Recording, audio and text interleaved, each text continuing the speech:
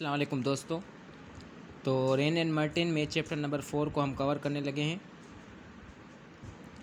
तो rain and Martin में हम आपको आज चैप्टर नंबर 4 में से पार्ट्स ऑफ स्पीच के बारे में हम सिखाएंगे आपको।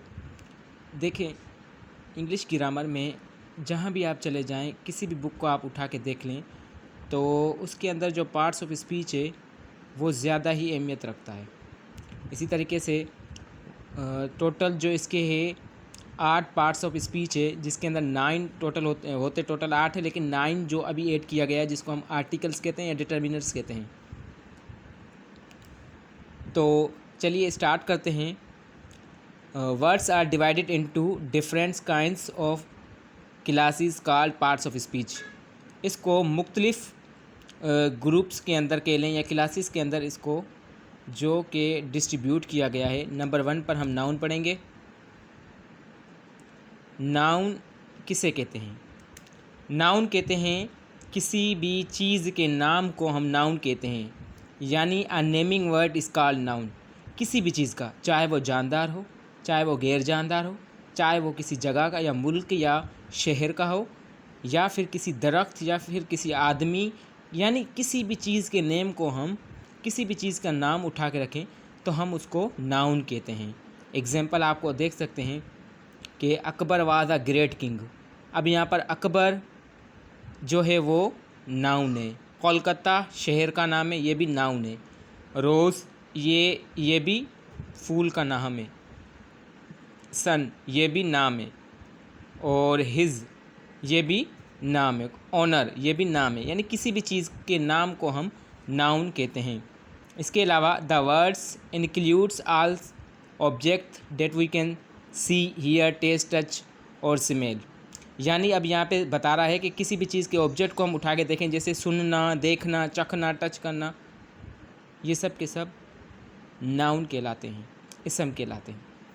अब आते हैं एडजेक्टिव के ऊपर, यानी सम नाउन के साथ किसी चीज़ को ऐड करना, यानी कोई चीज़, अब इसका नाम देख सकते हैं कि एडजेक्टिव, यानी किसी भी नाउन के साथ हम उसके अंदर कोई चीज़ ऐड करें तो हम उसको एडजेक्टिव कहते हैं। मिसाल के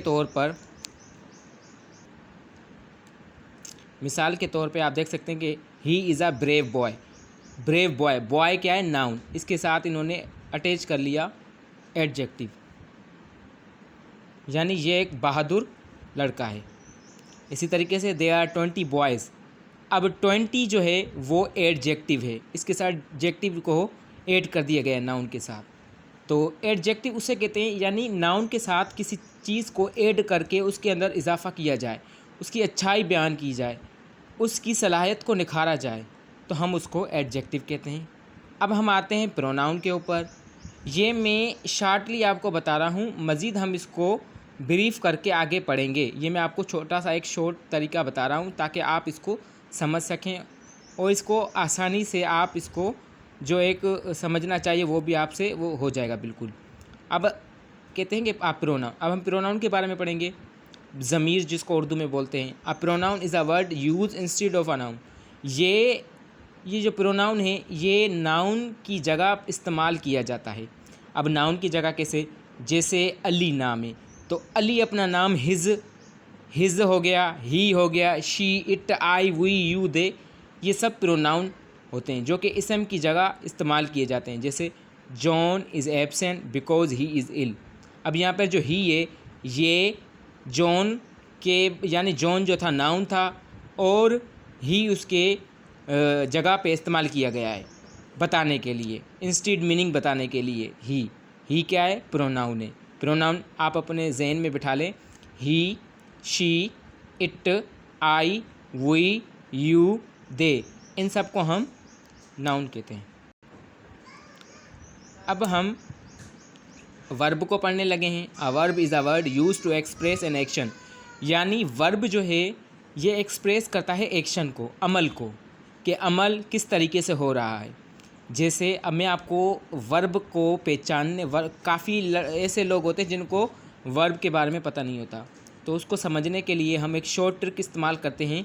यानी उर्दू में किसी भी नाम के आखिर में नून आ जाए तो हम उसको क्या कहेंगे, वर्ब कहेंगे। जैसे काम करना, ना नून आ रहा है, काम करना, भागना, दौड़ना, नाचना, घूमना, फिरना, लिखना, जानना, इस तरीके से हम इसको वर्ब के तौर इस्तेमाल करते हैं। यानी ये भी किसी अमल को एक्सप्रेस करता है। The girl wrote a letter, अब यहाँ पे गर्ल्स के एक्शन को जो है वो दिखाया जा रहा है। वो गर्ल है वो क्या कर रही है, लेटर लिख रही है। यहाँ पे जो आ रहा है रोट, ये वर्ब है। ये रोट यहाँ पे वर्ब की सेकंड फॉर्म लगाई गई है। Calcutta is a big city, अब यहाँ पर बिग भी क्या है, वर्ब की तौर इस्तेमाल किया जा रहा है। इसी तरह के iron and copper are useful metals, useful इस्तेमाल शुदा, यहाँ पर ये जो इस्तेमाल शुदा लफ्ज़ आ रहा है ये यूज़फुल, ये भी वर्ब कहलाता है। यानी किसी भी चीज़ के अमल को ज़ाहिर करना तो हम उसको वर्ब कहते हैं। अब हम आते हैं एडवर्ब। अब यहाँ पर वर्ब के साथ किसी चीज़ को ऐड करना, यानी जो है ना, वर्ब के साथ किसी लफ्ज़ को ऐड करना तो हम उसको एडवर्ब कहते हैं, चाहे वो हम एडजेक्टिव के साथ ही क्यों ना लगा लें। जैसे ही वर्कड द सम क्विकली, अब यहाँ पर जो कि काम करने के साथ सम के साथ इन्होंने क्विकली, ये क्या है, एडवर्ब है। इसी तरीके से this flower is very beautiful, यानी किसी चीज़ को मज़ीद बड़ा करके दिखाना या उसकी सलाहियत को निखारना या उसके किरदार को निखारना तो हम उसको एडवर्ब कहते हैं। यहाँ पे ब्यूटीफुल एडवर्ब है। और यहाँ पे ये कह रहा है कि she pronounce the word quite correctly, यहाँ पे करेक्टली क्या है, एडवर्ब है। अब इस तरीके से प्रेपोजिशन है। प्रेपोजिशन जो है वो की रिलेशनशिप दिखाती है नाउन और प्रोनाउन के बीच में। प्रेपोजिशन जो है वो ताल्लुक़ को बरकरार रखती है, ताल्लुक़ दिखाती है किसके साथ, नाउन और प्रोनाउन के साथ ताल्लुक़ को मेंटेन करना या ताल्लुक़ को डिक्लेयर करना, उसको हम प्रेपोजिशन कहते हैं।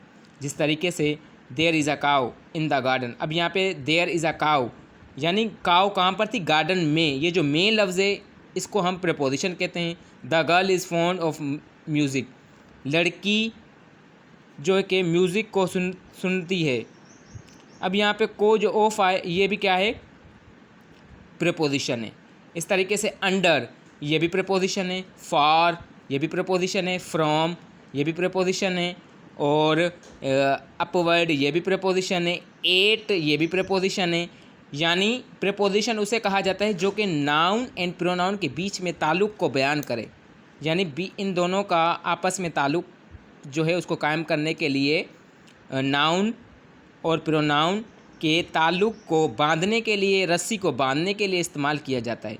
यानी इनकी लगाम प्रेपोजिशन के हाथ में होती है। अब हम आते हैं कंजक्शन के ऊपर। कंजक्शन जो क्या करता है, ये जॉइन करता है, लफ्ज़ों को जोड़ता है। जैसे हम सेंटेंस बनाते हैं तो उसमें कुछ लफ्ज़ ऐसे होते हैं जो जुमले को जोड़ देते हैं। अब मैं यहाँ पे एक जुमला पढ़ूँ मिसाल के तौर पे, रामा हरी आर कज़न्स। भाई क्या रामा हरी आर कज़न्स, ये जुमला एक बन नहीं रहा। तो इस जुमले को बनाने के लिए बीच में एक कड़ी आ जाती है, उस कड़ी को हम कंजक्शन बोलते हैं। तो वो कड़ी कौन सी होती है, एंड। यहाँ पे and, Rama and Hari are cousins, अब ये जुमला बन भी रहा है। इस तरीके से 2 and 2 make 4, यानी 2 और 2 मिल के 4 बनते हैं। अब यहाँ पे एंड जो है वो क्या है, कंजक्शन है। अब यहाँ पे आई रन फास्ट, मैं तेज़ दौड़ता हूँ, बट मिस द ट्रेन, लेकिन ट्रेन मुझसे छूट जाती है। बट, यहाँ पे जो बट है ये भी कंजक्शन कहलाता है। यानी कंजक्शन उसे कहते हैं, यानी लफ्ज़ों को जोड़कर जुमले की बयानियत को सही तरीके से बताए तो हम उसको कंजक्शन कहते हैं। अब आते हैं इंटरजेक्शन। ये एक्सप्रेस करता है सम सडन फीलिंग के ऊपर, हमारे चेहरे के जो तासुरात होते हैं उसको, ये हमारी जो फीलिंग्स होती है, दिल की फीलिंग्स जो होती है, या किसी चीज़ हमारे समझ ले कि हमारे इमोशन जो होते हैं, हमारी फीलिंग्स जो होती है, उसको ये एक्सप्रेस करता है। जैसे अगर हम कोई चीज़ देखते हैं जिससे हमें खुशी होती है, अगर हम मैच जीत गए, हुर्रे। अब यहाँ पे जो हुर्रे है ये इंटरजेक्शन है। अलास शी इज़ डेड, ओहो, या खुदाया, ओ, इस तरीके के जो अल्फाज होते हैं, हुर्रे, अलास, तो इस तरीके के जो अल्फाज होते हैं हम उसको इंटरजेक्शन कहते हैं। मज़ीद हम आगे जाके हमारा जो चैप्टर नंबर 5 होगा तो उसके अंदर हम नाउन की काइंड्स को डिस्कस करेंगे। फिर एडजेक्टिव को डिस्कस करेंगे ब्रीफली। फिर जो प्रोनाउन होती है इसकी भी कुछ काइंड्स है, इसको भी हम ब्रीफ करेंगे। वर्ब को पढ़ेंगे, वर्ब की first form, second form, third form. यहाँ पे हम इसकी सिफ्त पढ़ेंगे। जो अपना कंपैरेटिव, सुपरलेटिव, ये जो होती है पॉजिटिव, कंपैरेटिव, सुपरलेटिव, ये जो इसकी डिग्रीज़ है एडजेक्टिव के अंदर वो भी हम पढ़ेंगे। प्रीपोजिशन के अंदर कुछ जो